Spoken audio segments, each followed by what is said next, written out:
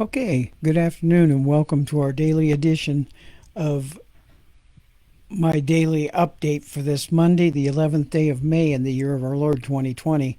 Yesterday was Mother's Day, and I hope that all moms out there, including my own, had a wonderful day. And now for what is going on. Remember the Russia collusion thing that kept us and President Trump from doing too much for too long? Remember that ended in a trial to remove him from office? Now, do you remember the timeline of the coronavirus that has shut this nation down? Oh, you do? It was started up completely with a lie, and the perpetrator has now admitted that. From the Federalist comes this one. Former Obama administration defense official Evelyn Farkas testified under oath that she lied during an MSNBC interview when she claimed to have evidence of alleged collusion. A newly declassified congressional transcript of her testimony shows this.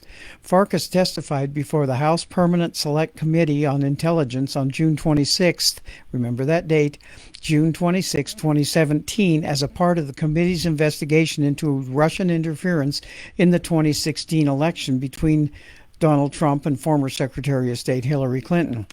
Lawmakers keyed in on an appearance Farkas made on MSNBC on March 2nd, almost 3 months earlier of that same year, in which she urged Intelligence Committee bureaucrats to disseminate within the government and potentially even leak to media any incriminating information they had about Trump or his aides.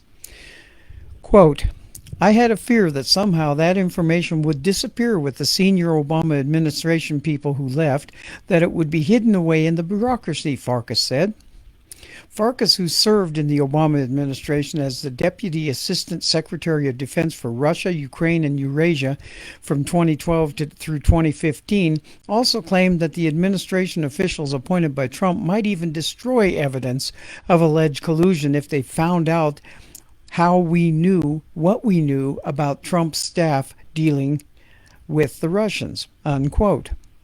They might, quote, try to compromise those sources and methods, unquote, Farkas alleged in the MSNBC interview, and we would no longer have access to that intelligence. Trouble is, it was all fake. She went on saying, not enough was coming out into the open, and I knew there was more, she claimed. But Farkas sang a different tone under oath when questioned by lawmakers about what she actually knew about collusion. Trey Gowdy questioned her on this, and the story was completely different. Why don't we go back to that sentence that I just asked you about? It says the Trump folks, if they found out what we knew about their staff dealing with Russia, Gowdy said. Well, how would you know what the U.S. government knew at this point? You didn't work for it, did you?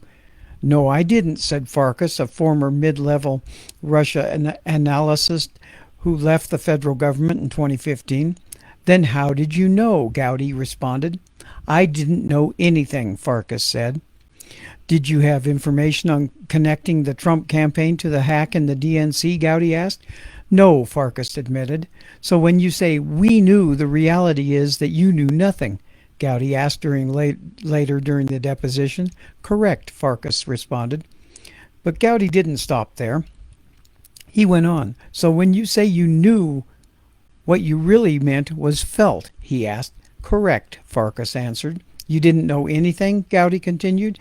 That's correct, Farkas responded. Farkas, who is a Democrat, is currently running for Congress in New York's 17th district. Now she has to lose.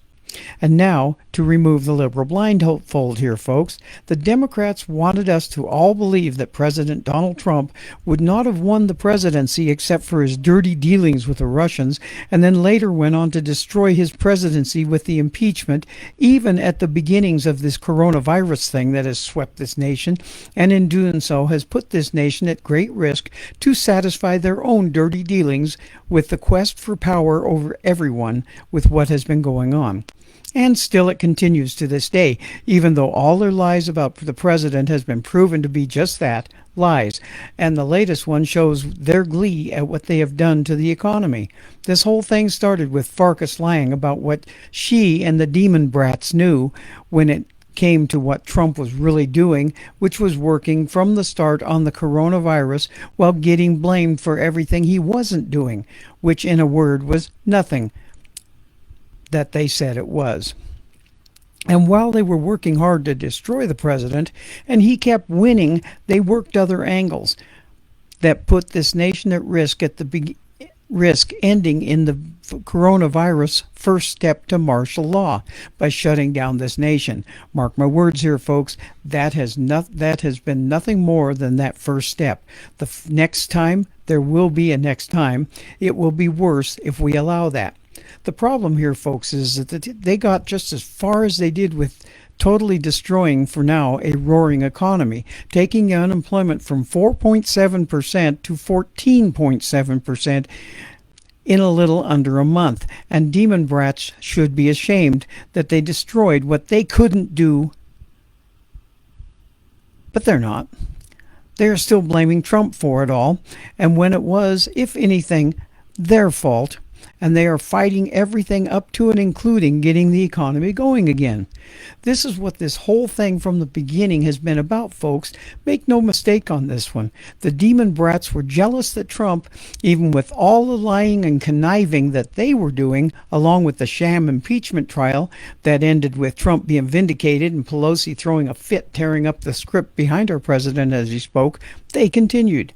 And after all was said and done, they shut down the economy for a virus that, if they had been doing their jobs in the first place, would probably have been stopped in its tracks and the nation would not have suffered for it. But now we have 20 million out of work, hopefully soon to be going back to work, and still the demon brats are working to keep the economy closed. Even with all the new facts coming out that being locked up isn't helping and people getting out is, they on the left continue to want lockdown. Even with all the new facts that the masks are not helping when a person is healthy, and many wearing them now are just that, healthy or recovered from this virus, isn't helping. The television media, all to a station or paper, are saying, stay at home, stay locked up. Even with the people getting over this and their bodies having the antibodies, the talk for a vaccine is still prevalent. The talk of going the direction of all these antibodies is just finally starting. Finally, people are starting to talk about the antibodies that are all over the place out here now. Folks, if come November, any of these so-called representatives of the people from the left stay in office, then the American people have not been watching, and we will get more of this if they are not removed from office, and fast. Keep that in mind when you pull that handle in the voting booth in the coming months.